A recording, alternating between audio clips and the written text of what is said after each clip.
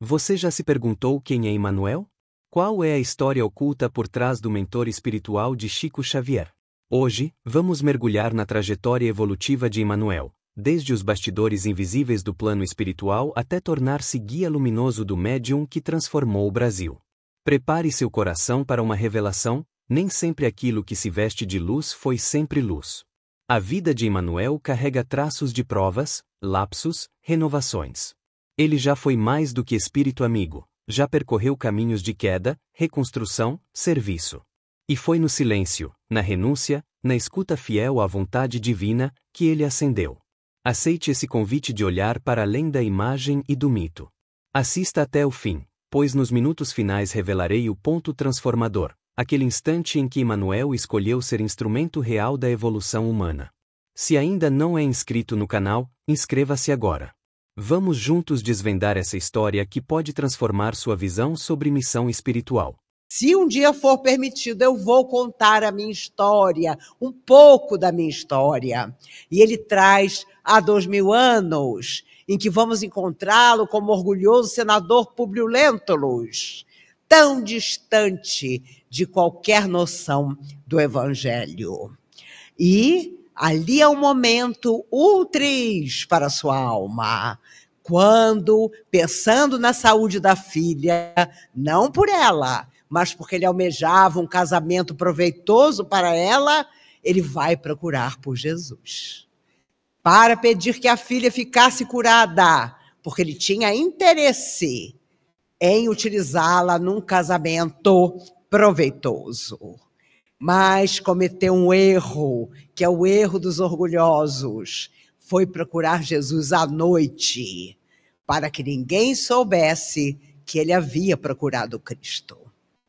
E a primeira frase de Jesus para Públio Lentulus é: senador, tu me procuras? Seria melhor se me procurasses de dia. Preceituando ali todo o problema que Públio Lentulus tinha, de admitir, no seu extremo egoísmo, que precisava pedir a Jesus um favor.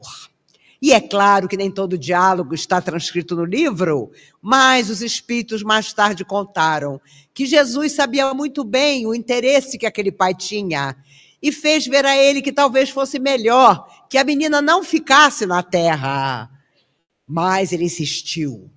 E não por ele, que não tinha merecimento, mas por Lívia, sua esposa, que era cheia de merecimento.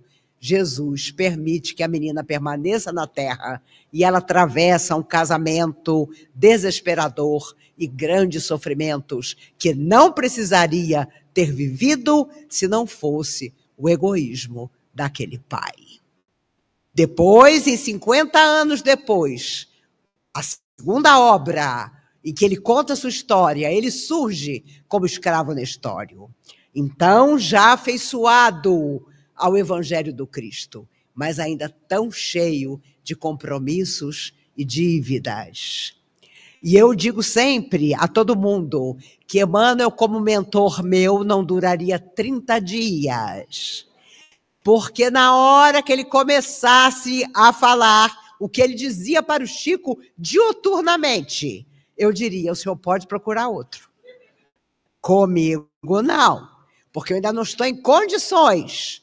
Não se esqueçam que, numa das primeiras psicografias de Chico, quase um menino, à luz de uma pequena vela, com um lápis tosco na mão, de repente o Chico olha para a vela e vê que a vela estava mortiça, estava confusa no seu olho.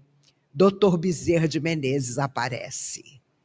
Olhando para o olho do Chico, diz: ih, meu filho, as almas sofredoras que sabem a tua tarefa que apenas começa, arruinaram o seu olho. Arruinaram o seu olho. Doutor Bezerra de Menezes, ali, sem poder fazer nada. Gente, era a hora. Confessem que vocês fariam o mesmo que eu. Está aqui o lápis, está aqui o papel. Muito obrigada por esse iniciozinho, mas eu estou indo. E aquele olho foi o seu karma, se podemos chamar assim, por toda a vida. Até que o outro olho, na velhice, também não funcionava mais. O que diz Emmanuel a ele, num dia de muito sofrimento, porque com detalhe, vocês sabem que o olho não ficou cego, simplesmente. Ele doía lancinantemente, como se facas estivessem pregadas nele. Um dia, com uma dor maior, Chico disse a Emmanuel: o senhor não pode, de alguma maneira, me ajudar? E Emmanuel disse: ter 2 olhos é um luxo. O quê? Ter 2 olhos é um luxo? Para Emmanuel era, porque havia lição para Chico. E aí você fica pensando, Deus, se eu tivesse um mentor que me dissesse que eu tinha que ter um olho só, eu estaria longe. E há muita gente que não tem religião nenhuma e que está perto de tudo que nós temos que ter para transformar o mundo. E nós que nos afirmamos enamorados da doutrina espírita, não estamos correspondendo. Eu confesso a vocês que eu tenho uma frustração. Quando garota, eu imaginava que a essa altura, primeiro, eu não seria convidada nem para batizado de Barbie, para fazer uma prece, porque a doutrina espírita já teria dominado o mundo, o que não aconteceu. Com certeza, porque talvez nós, aqueles que nos dizemos espíritas, não estamos fazendo tudo o que poderíamos. Não estamos sendo o real exemplo. E não duvidem, aqueles que mais criticam, hoje não são muitos, a nossa postura de espíritas, na hora da nossa prova, na hora do nosso testemunho, dizem, mas você não é espírita? E aí? Percebemos que não estamos dando o exemplo de sermos espíritas.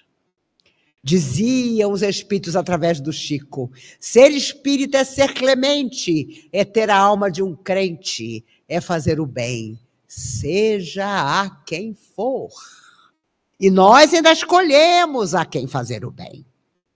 Eu tive amigos que morreram com Covid, e todos eram pessoas que faziam muito mais do que eu. Atendiam moradores de rua, levavam moradores de rua para casa, para banhar, para comer, para cortar o cabelo. Então, hoje eu fico pensando, meu Deus, alguém precisava deles em algum lugar. Porque como essas pessoas fazem falta. Até porque, embora estejamos envolvidos nesse exemplo, não fazemos o que muitos deles faziam. E quando Emmanuel aparecia a Chico, era sempre para a disciplina maior. O que o senhor me aconselha? 3 coisas. Disciplina, disciplina, disciplina. E quando frequentamos uma casa que é disciplinada, nós reclamamos. Eu saí de lá. Eu fui para a casa do fulaninho. E imagine, tem gente que se acha dono da casa espírita. Eu fui para a casa do fulaninho, para a casa que o fulaninho dirige, porque lá onde eu saí era muito disciplinado, era muito rigoroso. Então eu sempre digo, a pessoa não está pronta nem para desencarnar. Porque aí é que ela vai ver o que é disciplinar. Aí é que ela vai saber, meu Deus, como a vida na Terra era boa. E o Chico sempre dizia, é um momento abençoado estarmos na Terra. E sofreu sempre.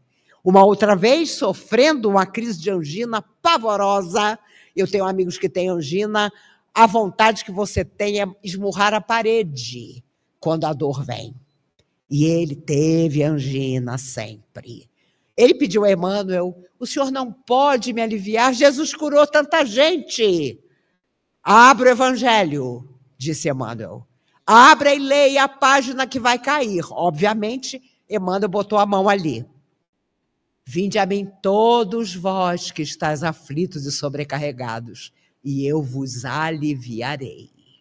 E Emmanuel ainda olhou para ele, Ele sentindo dor de angina. Você vê? Jesus disse, eu vos aliviarei. Não disse que ia curar. Meu Deus do céu. A essa altura ele não falaria isso para mim, porque ele já estava despachado há muito tempo. Mas disse a Chico.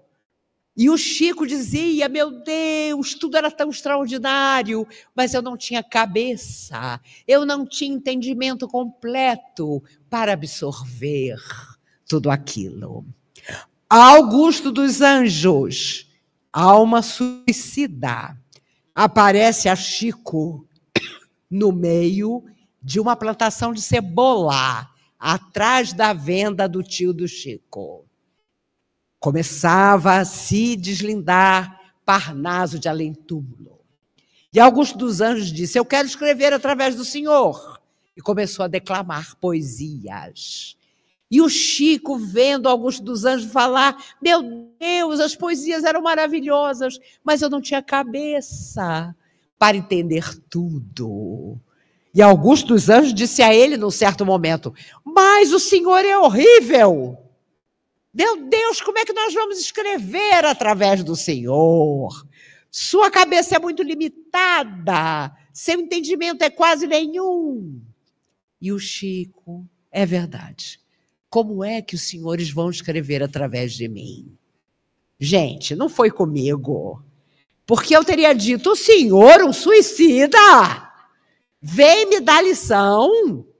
Não, Chico entendeu que o erro era dele, que ele precisava ler sobre os poetas. Ele não tinha tempo nem para isso, porque a vida dele era trabalho, porque a família dependia dele. Mas então surge Parnaso de além-túmulo, cujo prefácio, se você nunca leu, leia, Palavras Minhas, em que ele se apresenta, um menino, trazendo poetas do passado para o presente. Guerra Junqueiro foi um desses espíritos, mas Guerra Junqueiro tinha um problema sério de outras vidas com a Igreja Católica. Ele fazia questão de criar obstáculos para a Igreja, de condená-la. E Emmanuel, ao perceber que ele, espírito liberto, ainda assim não se libertara daquela situação, chama a Guerra Junqueiro e diz, o senhor está fora do trabalho. Há poesia de Guerra Junqueiro em Parnaso de além-túmulo, mas nunca mais. Então vejam que, felizmente, Emmanuel não era só rigoroso com Chico. Ele era profundamente rigoroso com todos aqueles espíritos que se comunicariam através de Chico Xavier. Emmanuel foi o padre Manuel da Nóbrega. É verdade. Ele mesmo confirmou isso. Mas, antes de qualquer coisa, foi o mentor, o protetor, o disciplinador da mediunidade extraordinária de Chico Xavier. Incompreendido pela família, maltratado de todas as maneiras. Meus avós já eram espíritas na década de 30 do século passado. O que se falava de Chico era absurdo. E os espíritas da época ficavam indignados, com razão. As pessoas mudavam de calçada para não cruzar com Chico, tanto em Pedro Leopoldo como em Uberaba. Hoje ele é uma unanimidade. As pessoas dizem, você conheceu Chico, Maíse? Você esteve com ele? Mas naquela época recuada, ele era considerado absolutamente louco. Em 71, ele aparece na televisão no programa Pinga Fogo, o único que teve 2 edições com Chico Xavier. E ali as pessoas que nunca tinham ouvido falar de doutrina espírita, olhando aquele homem simples e nobre, meu Deus, isso é doutrina espírita? É esse o conhecimento que doutrina espírita traz? Não só conhecimento, mas responsabilidade. Se doutrina espírita não está nos tornando melhores, vamos procurar outra coisa. Porque nós estamos falhando, não a doutrina. Vamos realmente repensar a nossa existência. Isso aqui, ainda que dure 100 anos, é um estágio breve. E um dia, do outro lado da vida, olhando para trás, nós lamentaremos amargamente os encontros de que não participamos, porque nos energizam. Tudo que podíamos ter feito e não fizemos, o que podíamos ter sonhado para aqueles que viriam depois de nós, e ficamos longe disso.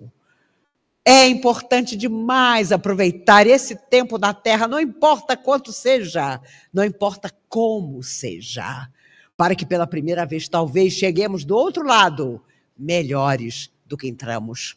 No livro Instruções Psicofônicas, única obra em que Chico Xavier trouxe a psicofonia ao invés da psicografia durante 3 anos, há mensagens maravilhosas, uma delas de Eurípides Barçanufo, em que ele, ao final da mensagem, diz: hoje é preciso ser mais do que pó, porque nós fomos pó sempre. Agora é a hora de dizermos: estou aqui.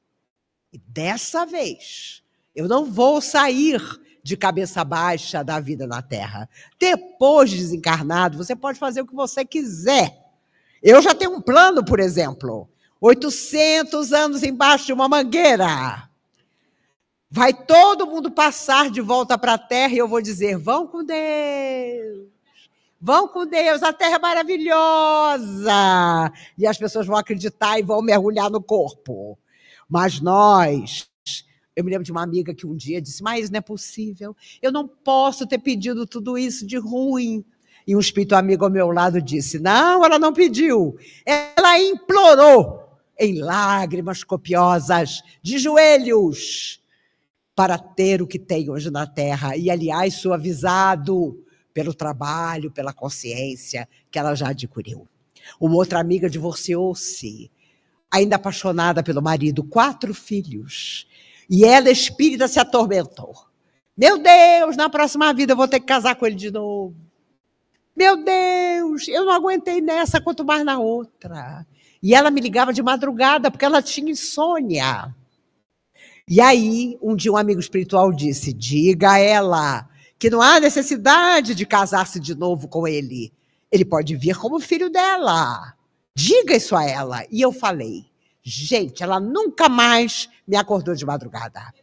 Ao contrário, ela dizia: mas eu estou aqui pensando nas chineladas que eu vou dar nele. Hoje, um problema: você não pode dar chinelada em filho. Uma amiga minha, o filho adolescente, disse: você é velha, horrorosa, gorda.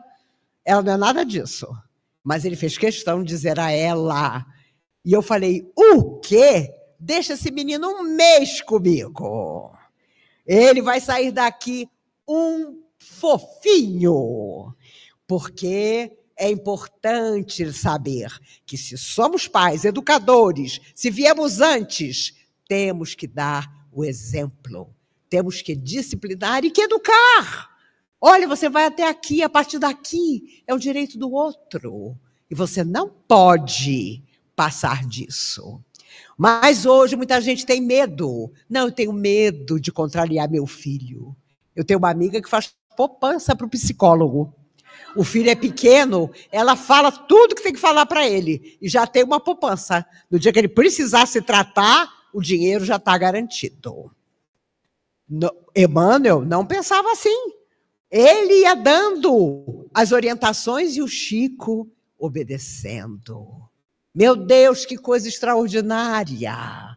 Essa alma nobre que veio do espaço em 1910 para um compromisso absoluto de sempre, sempre estar ligado ao bem, fazendo o bem. E com esses mentores, Dr. Bezerra de Menezes, a meiguice, Emmanuel, a disciplina.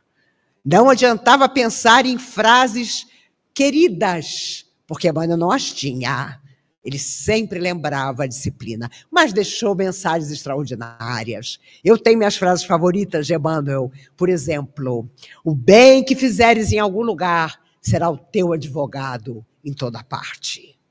Meu Deus, que frase, que verdade. Eu sou tão horrorosa que a minha frase favorita de Jesus não é Não é. Amar a Deus sobre todas as coisas e ao próximo como a si mesmo. Quisera eu poder fazer isso. A minha frase favorita do Cristo é: a cada um segundo suas obras. Se nós pensássemos nisso uma vez por dia, faríamos muito da nossa vida agora. Que venham todos aqueles que tenham anseio de uma vida melhor para o conhecimento da doutrina espírita. Talvez não para o trabalho na doutrina espírita, porque esse trabalho é para aqueles que se escolhem para as mínimas coisas. Ah, não, chamar ficha eu não vou chamar, não. Ah, não, cuidar do banheiro que esteja limpo é muito pouco para mim. Ah, não, distribuir crachá não é comigo. Mas é assim que aprendemos. É assim, quando vem um espírito obsediado para cima de você, e você tem que relacionar-se com aquilo, que você aprende a tolerância, a disciplina real, a bondade. Chico deu exemplos em todos os momentos da sua vida.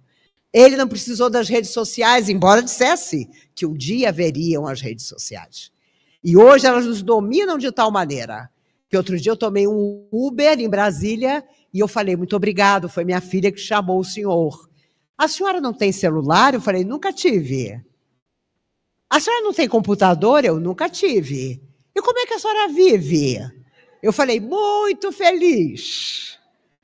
Eu faço o meu trabalho, não sei o resultado dele, mas sei que na minha pequenez tentei fazer o que eu conseguia de melhor. Todas as vezes que Chico Xavier esteve à beira do desencarne, é verdade, Emmanuel, de alguma maneira, esteve presente e o protegeu. Mas por quê? Porque a tarefa não estava terminada. Dos 92 anos de vida, 78 de mediunidade. Mais de 400 livros. Jamais recebeu um centavo de um livro. Ao contrário, assim que o livro era concluído, ele ia ao primeiro cartório para doar toda a renda que surgisse daquela obra. Humberto de Campos escreveu através dele e a família foi à justiça contra Chico. Não porque não acreditasse na psicografia de Humberto de Campos, mas porque queria o dinheiro dos livros. Então, Humberto de Campos passa a assinar Irmão X. Depois vem Frederico Figner, que era um homem rico, foi quem trouxe a primeira vitrolinha para o Brasil, foi dono do Rei da Voz, uma espécie de Casa Bahia e Magazine Luiza misturados da minha infância. E ele deixa ao Chico uma grande quantia em dinheiro. As filhas tinham horror do espiritismo. E aí o Chico devolve o dinheiro. Olha, não posso ficar com esse dinheiro. Elas mandam de novo o dinheiro para o Chico. Não posso ficar com esse dinheiro. E uma segunda vez o dinheiro volta para elas. Quando finalmente elas dizem, pelo amor de Deus, fica com esse dinheiro. E ele então doa integralmente o dinheiro para a FEB. E a FEB constrói o seu primeiro parque gráfico para então continuar a publicar os livros. Quando Emmanuel aparecia, Chico já sabia, vinha mais trabalho. E ele era um psicólogo. Ele apresentou-se e disse, eu lhe faço a proposta de um trabalho que vai render 30 livros. E o Chico, tudo bem, 30 livros. Quando os 30 livros foram concluídos, vamos a mais 30. 30 livros. Já estamos em 60, vamos fazer 100. Outra hora em que eu teria dito, já entendi qual é a sua jogada. Pode ir embora. Mas o Chico aceitou os 100 livros. Eu me lembro até hoje da capa do 100º livro. Era linda. E aí Chico disse, agora estamos concluídos. E ele então informa a Chico, eu tenho uma notícia para o senhor. Olha, espírito como Emmanuel, que tem notícia para você, não é coisa boa. Eu tenho uma notícia para o senhor. Seu corpo foi desapropriado como uma casa que de repente fica livre para habitar o bem. A partir hoje sua vida não é sua, como se um dia tivesse sido. E foram mais de 400 obras. Os dois juntos, sempre generosos com os outros, mais disciplinados, um com o outro. Por que Chico Xavier é essa figura magnífica? Porque não apareceu outro igual. Quando o Chico desencarnou, alguns candidatos pareceram surgir, só porque eles mesmos se consideravam candidatos. Ficou todo mundo quieto, porque a morte do Chico todo mundo queria ter. A vida dele, ninguém. Se num final de semana nós estamos sob uma disciplina maravilhosa como a desse encontro, já na segunda-feira exaustos.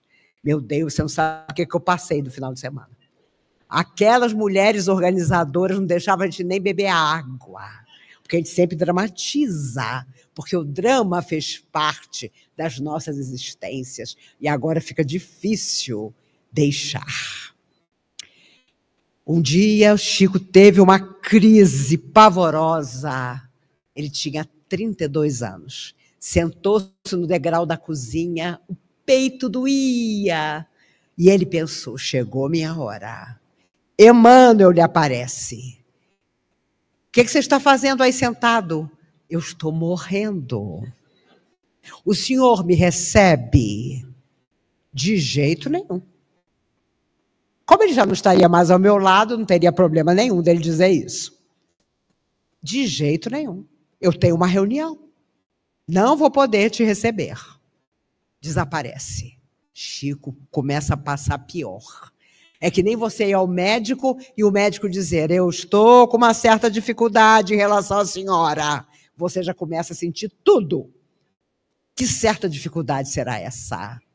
Woody Allen diz, na minha idade, com mais de 80 anos, é muito melhor escutar, é benigno, do que eu te amo. E é a pura verdade, vocês vão chegar nessa idade também. Você sai de lá aliviado. Meu Deus, graças a Deus, a consulta é caríssima. Você nem sabe como vai pagar porque você não tem plano. Mas pelo menos é benigno. Aparece a irmã Sheila. Chico, o que você está fazendo sentado nesse degrau? Estou morrendo. Se eu morrer, a senhora me recebe? Meu filho, eu tenho uma reunião com o Emmanuel. Não posso te receber. Aí é que ele piorou mesmo. Ele contava que já estava quase caindo no quintal quando aparece Dr. Bezerra de Menezes. Não esse Bezerra de Menezes que anda por aí. O Bezerra de Menezes das Neves. Mas Adolfo de Bezerra de Menezes Cavalcante. Aqueles olhos claros. Aquela bondade. Meu filho, o que foi que te aconteceu? Doutor Bezerra, eu estou morrendo. Emmanuel disse que não me recebe. Irmã Sheila tem uma reunião com ele. Eu estou sozinho. Oh, meu filho, deixa eu ver se eu posso fazer alguma coisa por você. E colocou sua mão de luz sobre o coração do Chico. E o Chico viveu mais 60 anos, além dos 32 que ele tinha naquele dia. Quando o bem te acha em qualquer parte, é porque você fez o bem. Não há como duvidar disso. Não há como negociar isso. Aquilo que nós fazemos ao outro, a vida traz de volta para nós. Meu Deus, não nos esqueçamos disso. Vamos sim admirar com carinho Emmanuel, que só existe em nossa vida porque Chico Xavier foi seu valoroso intérprete.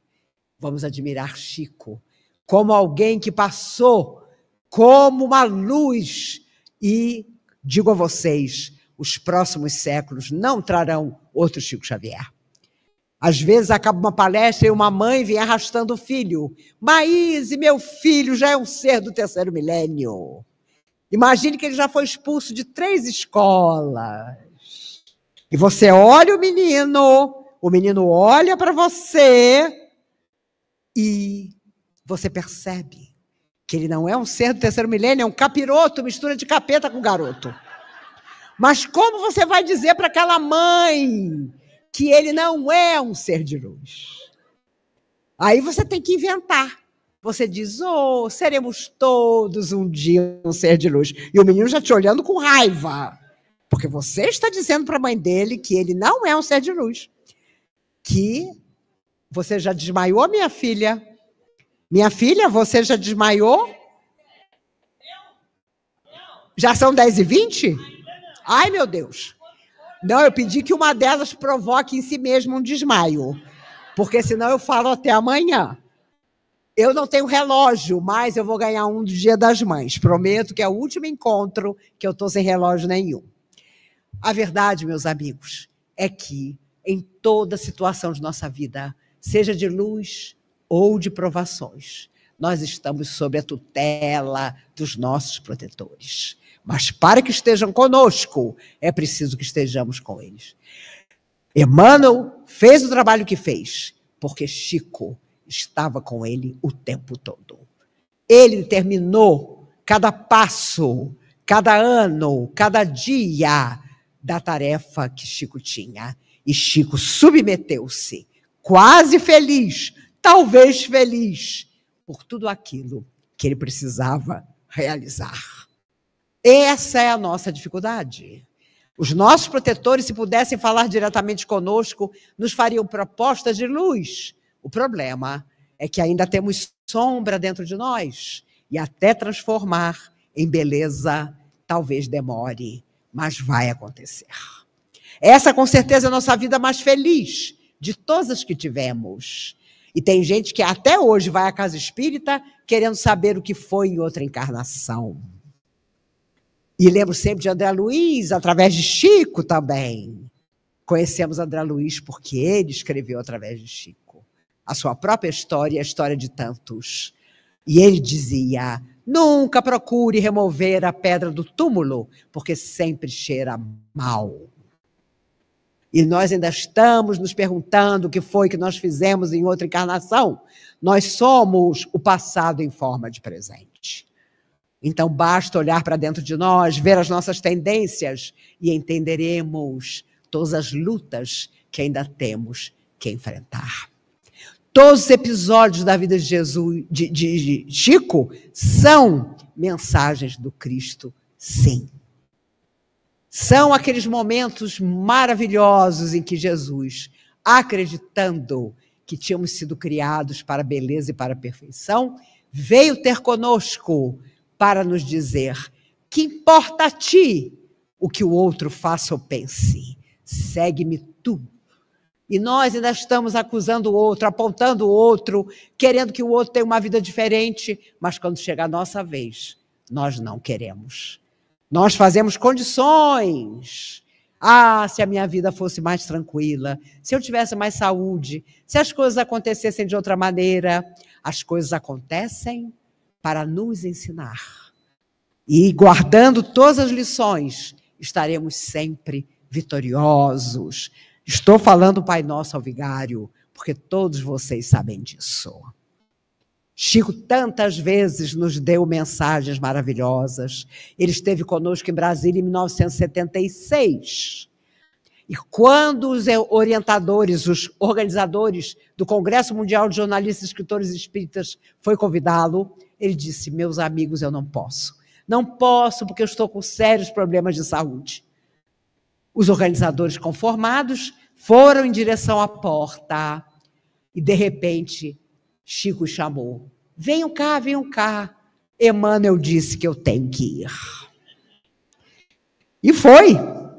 E pediu para ver Brasília lá do alto. Ele viajou de carro. E quando ele viu Brasília lá de cima, ele disse, essa é a terra dos grandes reencontros espirituais. Para cá vieram as pessoas achando que voltariam para os seus lugares, mas nunca mais vão voltar. E um dia, quando os seres de outros mundos vierem se comunicar com os governantes da Terra, o encontro será aqui, em Brasília. Eu sei que a minha geração não vai ver isso, mas vocês são todos mais jovens, quem sabe? É claro que os seres de outros planetas, nos olhando, estão adiando essa chegada.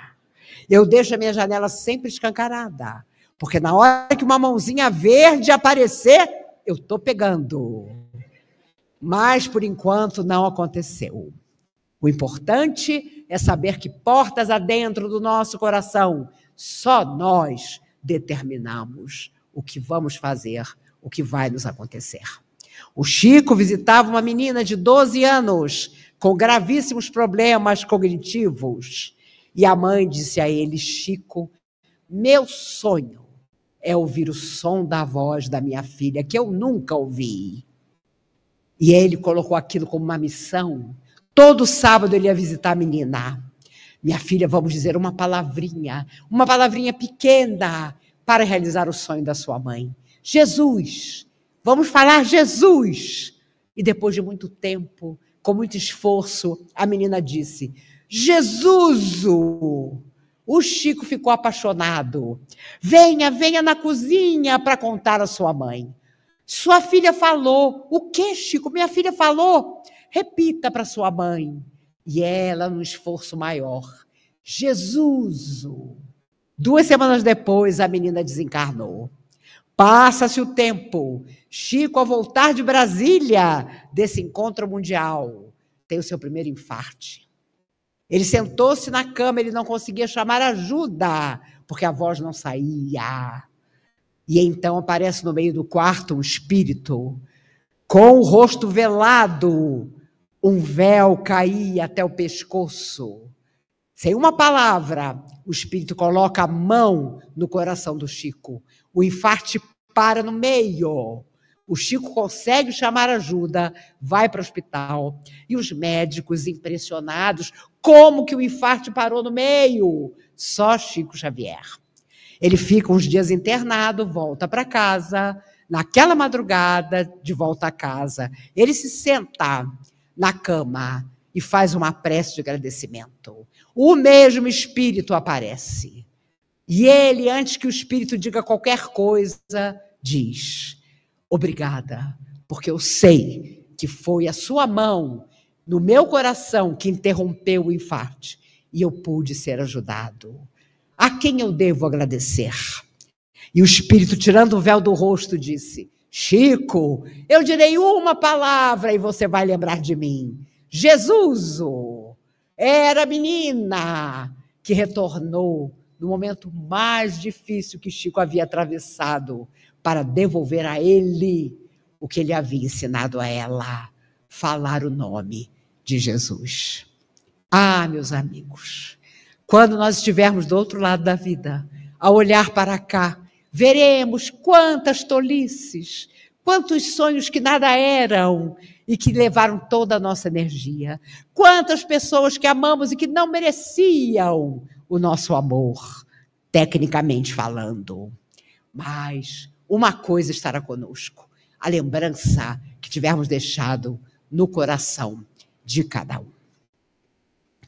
Lembre-se, Chico voltava para casa de madrugada, numa rua escura, quando vê passar um cachorrinho desencarnado, completamente iluminado.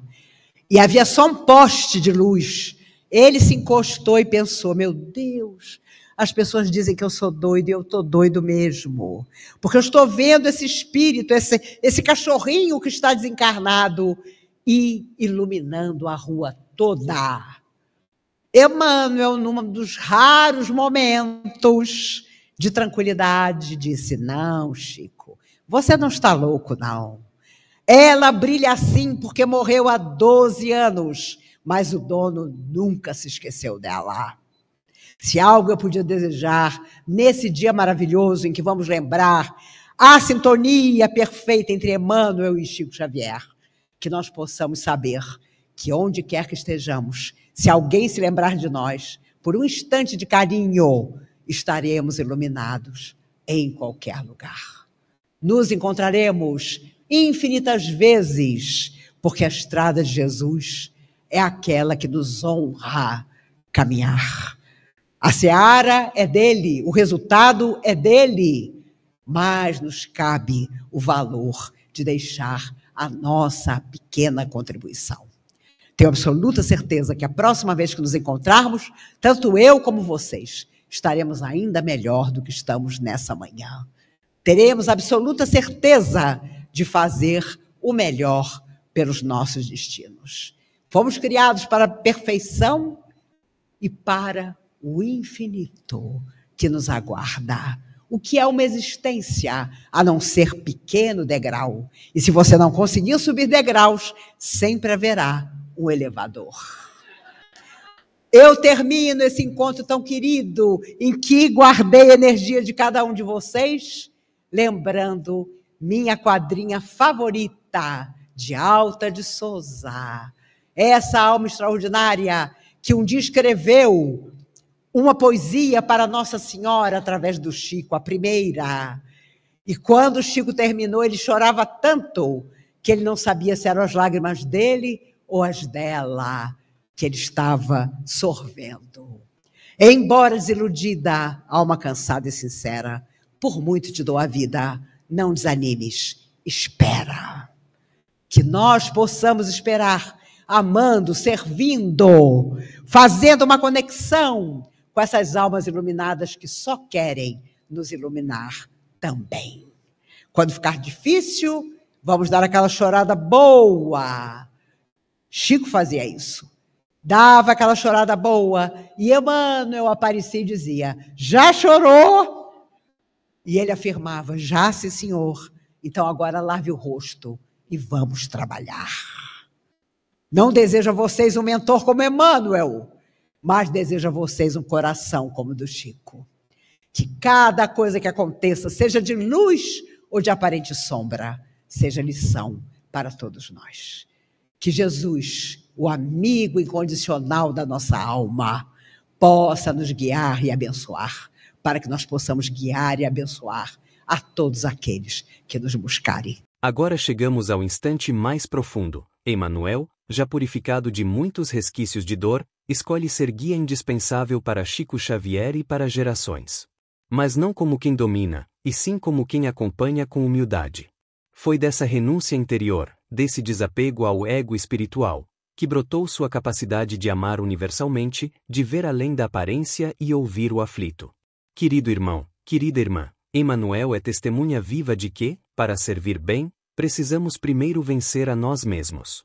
Se você guarda ressentimentos, mágoas, ambições ocultas, saiba que ali está o terreno fértil para sua queda e bloqueio espiritual. Só quem caminha com coragem na transformação pode vir a ser instrumento de luz como ele foi.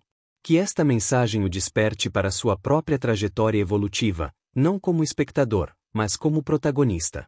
Se essa reflexão tocou você, compartilhe com quem precisa deste chamado agora. Deixe nos comentários, que ferida minha Emmanuel transformou hoje em mim? Inscreva-se, acione o sininho, e caminhe comigo nessa estrada de regeneração e serviço espiritual.